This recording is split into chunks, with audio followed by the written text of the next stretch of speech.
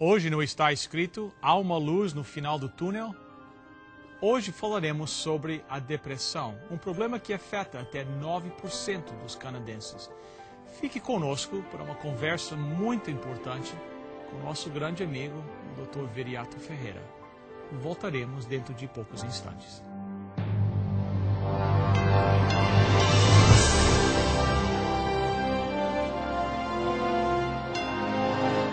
Venceu a prova do tempo. O livro de Deus, a Bíblia, ainda relevante neste mundo complexo. Está escrito, partilhando mensagem de esperança ao redor do mundo.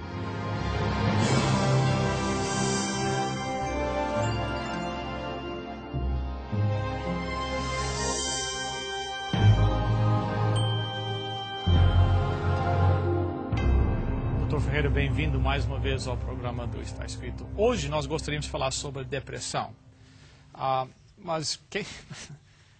Eu às vezes me sinto triste, eu sei que muitas pessoas... Será que eu estou deprimido, sentindo-me triste? É isso aqui é depressão? Não, Bill. A depressão é algo que temos tentado definir ao longo desses anos, ao longo dos séculos. Toda a gente tem momentos na sua vida em que se sente triste.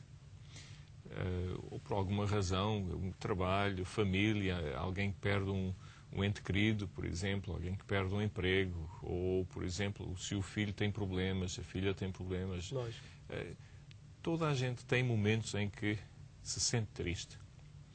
Mas na maior parte dos casos, essa tristeza não afeta muito a qualidade de vida da própria pessoa. São momentos em que acontecem certas coisas, como estes que acabámos de dizer, mas que, passado uns dias, a pessoa consegue sair e reganhar outra vez uma certa alegria na vida, uma visão de vida, e pronto, e passa-se e vai curando com o tempo. A depressão, e estamos a falar aqui numa palavra que tem muitos subgrupos.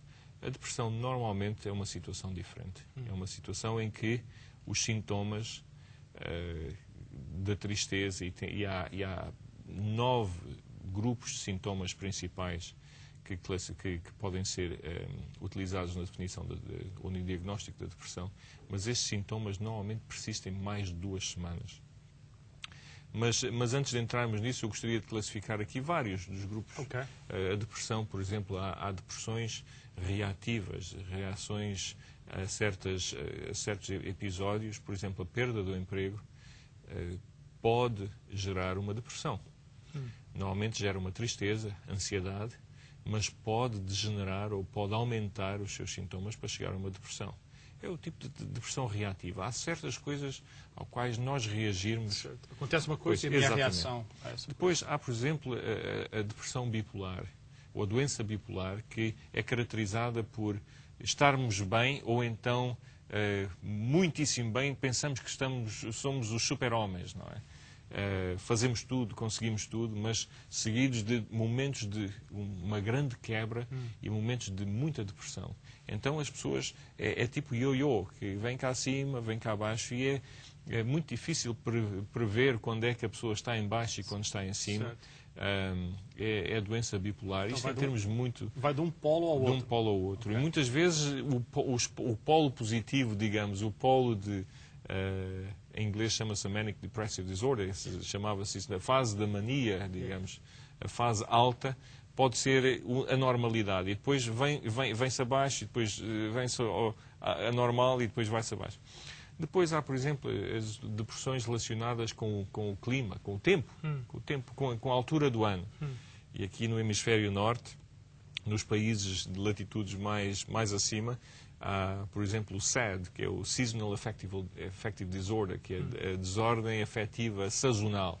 O inverno, os invernos com muita neve, com frio, certo. As pessoas ficam muito dentro de casa, pouca luz solar, certo, falta de e sol, né? É outro tipo de depressão. Como está a ver, há depressões, por exemplo, as depressões pós-parto, em que normalmente 1, 2 semanas depois do parto, e pode acontecer até 2 anos depois do parto, a mãe passa por períodos de depressão que podem ser bastante graves. Portanto, há muitos grupos, mas a definição do que é a depressão, o diagnóstico, é às vezes um bocadinho difícil. Nós temos utilizado nos últimos anos uma definição que há 9 sintomas principais. E depois de uma conversa longa, de tentarmos ter um bom relacionamento com o doente e perceber exatamente o que se passa, se a pessoa tiver 5 destes 9 sintomas, é classificado como uma depressão maior, ou major depression. 2 dos 9 já é um mild to moderate form. E esses sintomas são, por exemplo, sintomas de apatia, de uma profunda tristeza. E estes sintomas que durem mais do que 2 semanas e que comecem a afetar a vida da pessoa. Portanto, a apatia, eu lembro-me de doentes, de ter visto doentes que estão como que se perderam a energia da vida, o vigor da vida. Isso é um dos sintomas. Depois temos agitação. Pessoas muito ansiosas, restless, ou, portanto, sem descanso, que estão constantemente à procura. E que muitas vezes não acabam as tarefas que começaram a fazer porque há qualquer coisa que dentro delas que fazem com que elas se sintam realmente muito agitadas.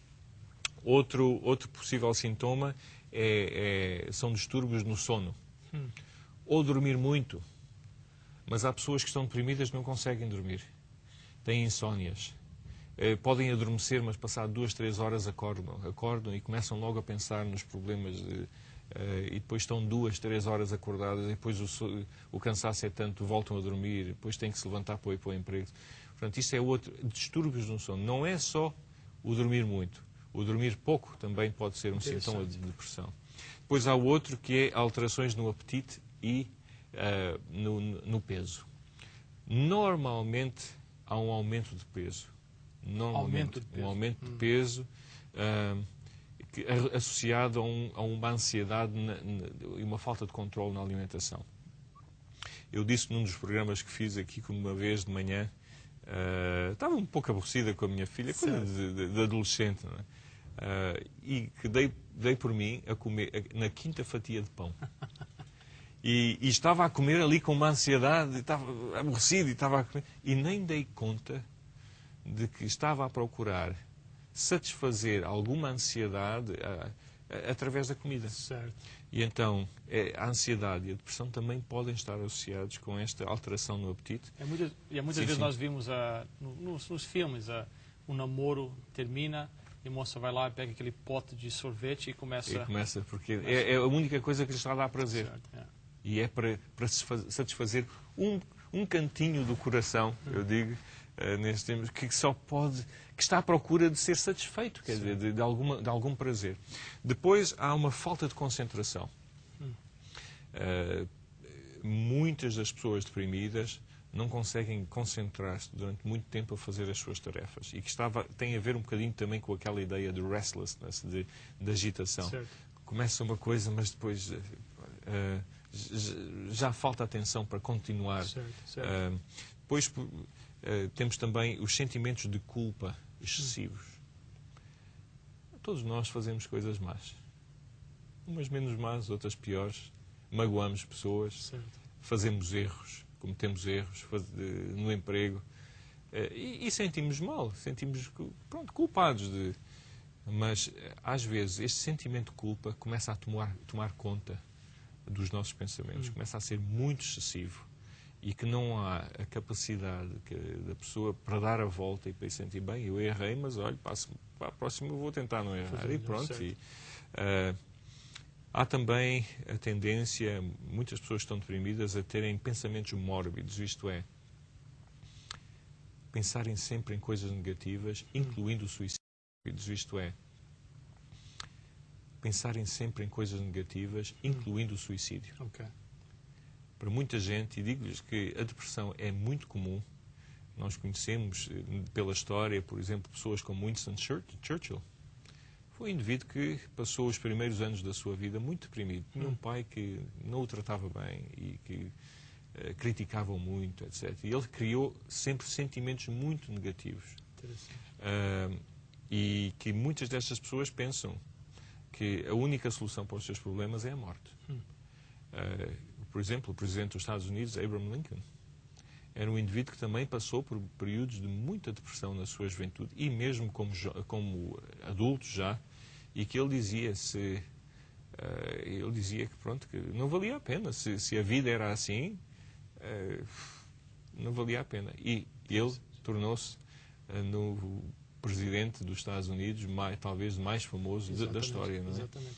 E por último, um sentimento de cansaço. Eu lembro-me de um doente que eu tinha, que graças a Deus saiu da depressão, que sempre cansada a senhora, sempre com sono, esta senhora. Mas não era com sono, deitada, mas a pessoa não dorme, muitas vezes não está a dormir, acorda, dorme.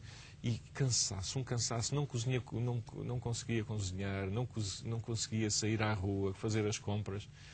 Graças a Deus esta senhora saiu da depressão. Portanto, temos aqui 9 sintomas e que é preciso tempo para um médico, para um profissional de saúde, se aperceber que a pessoa realmente está a passar por isto. E se a pessoa tiver 5 ou mais destes sintomas, é classificado como uma depressão grave. 2 sintomas é considerado como uma depressão ligeira. Ok, então, e o que acontece depois? Por exemplo, se a pessoa tem 5 desses sintomas, o que é que é o protocolo agora? O que é que devia fazer, não é? Talvez pudéssemos falar um bocadinho acerca da causa da depressão. Porque nós temos que tratar a causa.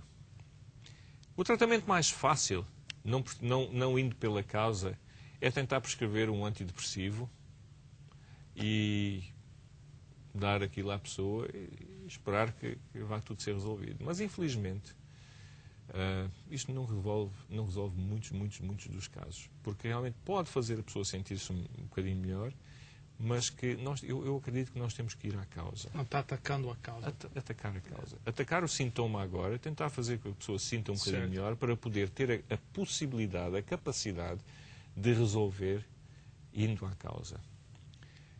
A depressão é muito mais comum nos países ocidentalizados e parece-me que quanto mais a sociedade é tecnológica, isto é, com muita sofisticação tecnológica, parece-me que existe um vazio, um vácuo.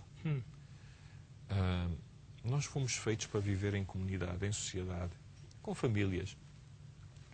Eu um dia estava a ler um artigo escrito por um psicólogo que estava a analisar, por exemplo, uma comparação entre as comunidades rurais africanas e a nossa comunidade aqui nas cidades grandes. Não é? Certo. E dizia, por exemplo, nós aqui temos um problema, vamos para casa, estamos a pensar muito naquele problema. Não falamos com muita gente. Muitas vezes não temos ninguém com quem falar. Certo, lógico. Vivemos num apartamento que, pronto, estamos isolados, não é? Às vezes, infelizmente, muita gente já nem tem família ou não tem amigos e estamos ali a matutar naquilo e a sentirmos cada vez pior. E essa pessoa fazia uma comparação. Por exemplo, uma pessoa tem uma zanga com alguém no meio da aldeia lá na África, zanga-se com alguém, anda 10 metros, encontra logo outra pessoa, um amigo ou um familiar, que olha para nós e diz, olha, não estás bom. Então o que é que aconteceu? Mesmo que nós não queiramos falar, já sabemos, sentimos que há alguém que já sabe o que é que se está a passar. Certo. E a pessoa vai dizer, mas diz lá o que é que se passa. Então desabafamos um bocado. Certo. E saímos, mesmo que continuemos zangados. Andamos mais 10, 15 metros, vem a criancinha que pergunta, então o que é que tu tens? E depois aquilo... Infelizmente na nossa sociedade isso não acontece. É uma sociedade de muito isolamento. E os pais com pouco tempo para os filhos. Passamos muito pouco tempo com os nossos filhos. Verdade. Eu uma vez li também uma citação que dizia: quer evitar que o seu filho entre na droga, vá almoçar com ele. Foi uma citação, foi uma frase muito poderosa. O que é que isso quer dizer? Que quantas vezes nós, pais, já pegámos nos nossos filhos de 7 ou 8 anos Isso é verdade. e vamos os dois só, olha, vamos almoçar fora, vamos pescar, vamos passar tempo. Porque então vivemos neste grupo, nesta sociedade de muita isolação, muito isolamento. e depois com muita concorrência, muita competição. E nós não fomos feitos para isto. Eu acredito que nós fomos feitos para vivermos em comunidade, para partilharmos os problemas uns com os outros, para não sermos tão criticados e tantas expectativas de nós. E quando isso não acontece, começamos a entrar em depressão. Deixa eu interromper aqui, uma pergunta. Existe alguma evidência que as pessoas que frequentam uma igreja têm menos depressão? Sim, há estudos que mostram que têm menos tendência a depressões grandes, graves, não é? Têm as suas tristezas, têm os seus problemas, mas que o apoio, e pensa-se aqui, pronto, aqui estamos...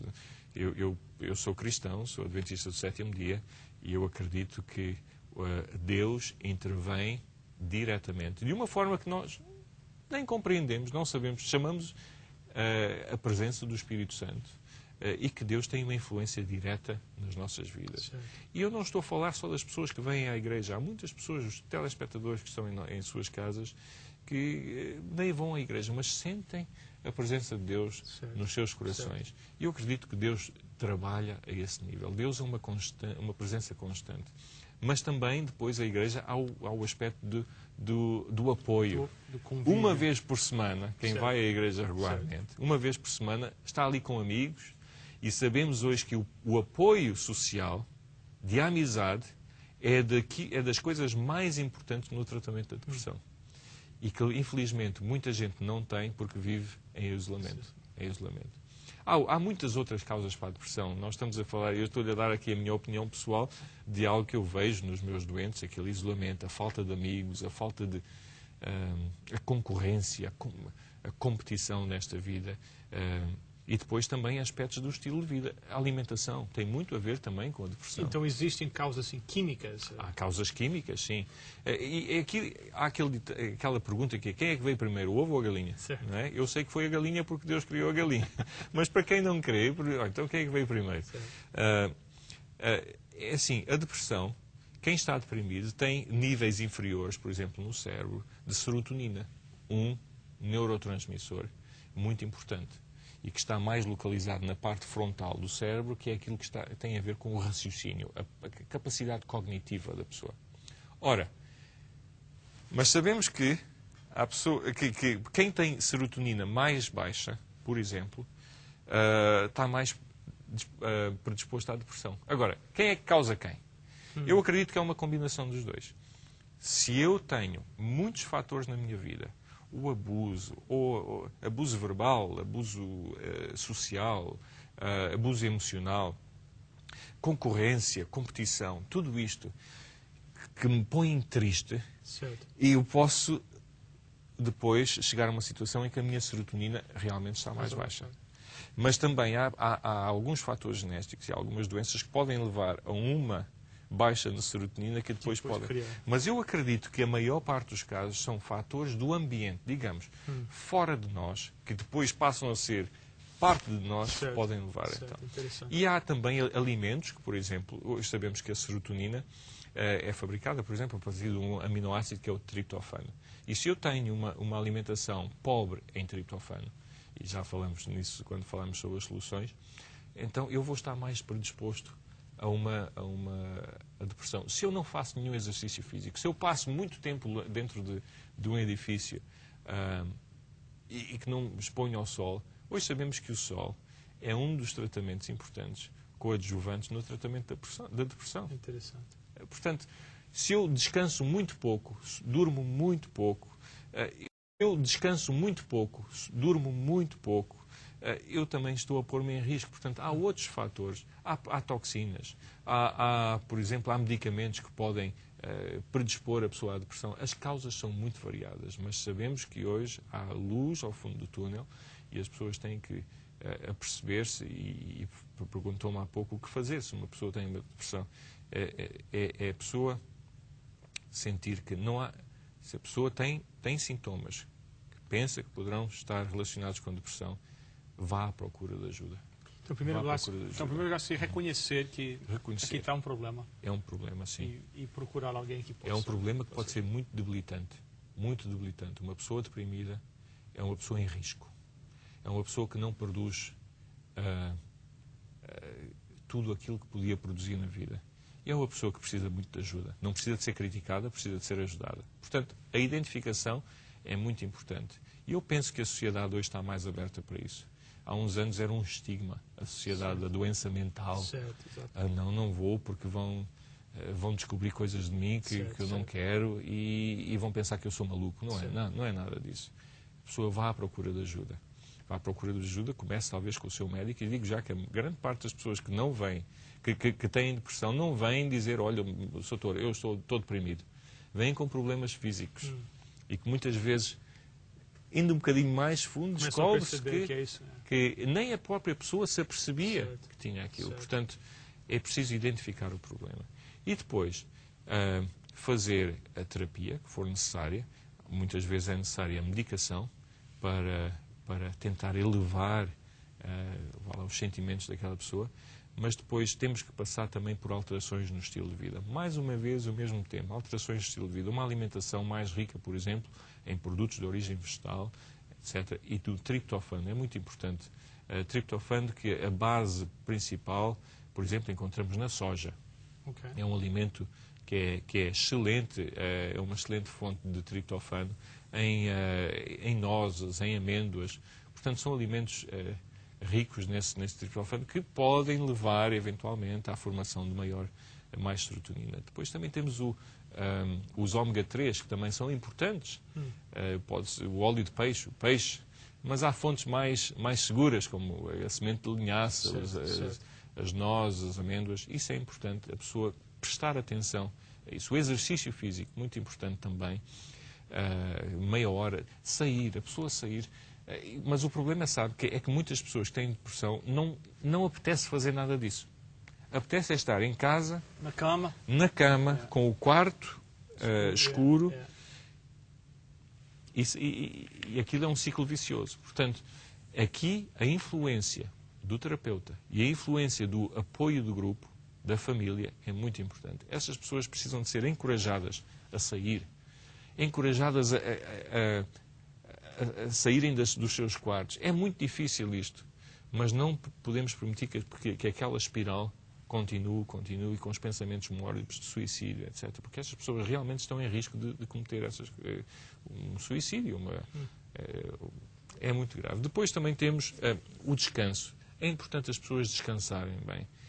De certa maneira, precisam de um novo recomeço na sua vida. Certo. E precisam de ajuda a recomeçar a sua vida. Depois há coisas, por exemplo, como uma psicoterapia, a terapia comportamental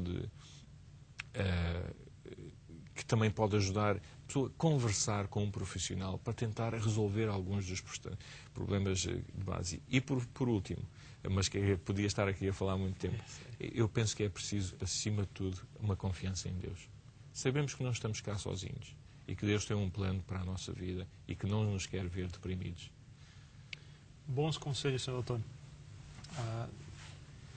Procurar uma igreja, um estudo bíblico, sim, leitura da Bíblia, exatamente, da Bíblia, oração, em combinação com todos esses bons conselhos que o Senhor nos deu, conseguimos ver a luz lá no final. Ter um objetivo na vida, sabe? Muita gente, eu lembro de um jovem que estava num país europeu em que este jovem estava perdido. Certo. Fazia coisa que os pais não conseguiam perceber porque ele fazia aquilo. Inclusive a mentira e coisas assim. Um jovem que foi criado como um jovem cristão. Eu, quando ouvi a história, eu pensei, este jovem está perdido nos seus... Não tem objetivo na vida. Certo. Então este jovem decidiu passar uns tempos num continente muito mais pobre e a fazer serviço voluntário. Este jovem encontrou a vocação da sua vida. Não está lá só um ano agora, vai ficar mais 2 ou 3 anos. Que bom, né? E este jovem encontrou ali o sentido da vida. E o sentido da vida passa por servir. Certo. Não é servir-nos só a nós mesmos, porque há um espaço, eu acredito, que quando eu vejo meus doentes, há um espaço no coração humano que só pode ser preenchido pelo serviço pelo próximo. Interessante. E por reconhecer que não estamos cá sozinhos e que somos filhos criados de Deus. E esse espaço, o serviço ao próximo, ajuda muito Nós temos que sentir úteis, que temos valor, porque se nos sentimos que não temos valor nenhum, que estamos cá, então para que cá estar? É lógico. E as pessoas sentem e depois, sabe, o suicídio é uma coisa... Não comete suicídio quem está contente. É quem está profundamente magoado e sente-se inútil e que não tem esperança. E a esperança vem quando nós começamos a servir outros. E ter um propósito. E ter um propósito de vida. E que Deus tem esse propósito para a nossa vida. Eu acredito nisto. Acredito isso com paixão mesmo. E eu vejo as mudanças que ocorrem na vida dos meus doentes, que com todas as formas de tratamento, à volta deste serviço, o servir o próximo, faz um sentido, todo o sentido na vida. Muito obrigado, Senhor. Vamos orar. Querido Deus, nós te agradecemos por os bons conselhos que nós ouvimos hoje. Nós pedimos por cada telespectador, aqueles que, quem sabe, nesta hora estão passando por essa depressão, que o Senhor possa tocar, que o Senhor possa os encaminhar da maneira certa. Pedimos pelos familiares, quem sabe, de alguém que está com depressão, que eles possam ter a sabedoria e o amor para ser uma fonte de ajuda para que essa pessoa esteja com cada telespectador. Continua abençoando o Dr. Viriato, nós te pedimos em nome e por amor de Jesus. Amém.